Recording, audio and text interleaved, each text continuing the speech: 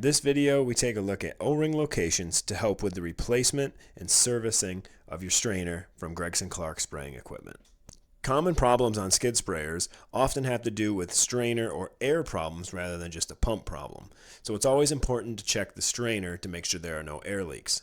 Starting off here, we have our inlet and our outlet barbs. There are one O-ring located on each. The part number of these is G10061.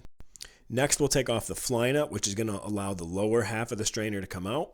And here we have the filter element itself. That has an O-ring on the top and the bottom. And this part number is a 314300.060. And the main one here is this large O-ring that seals the two halves. That one is a pretty common replacement item. I'd recommend having one or two of those on hand. That's a 314000.050. And then lastly, we have the cup plug here at the bottom. That one's a 462-300.230.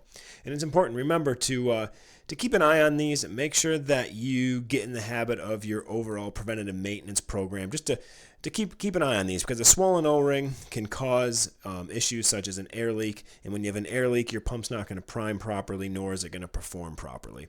So we always recommend people to start with the strainer, make sure there's no issues there before we start diving into pump problems. If you have any problems on your system, need a little more clarification on any of these part numbers we went over, feel free to give us a call. The phone number here is 585-538-9570. We appreciate you watching.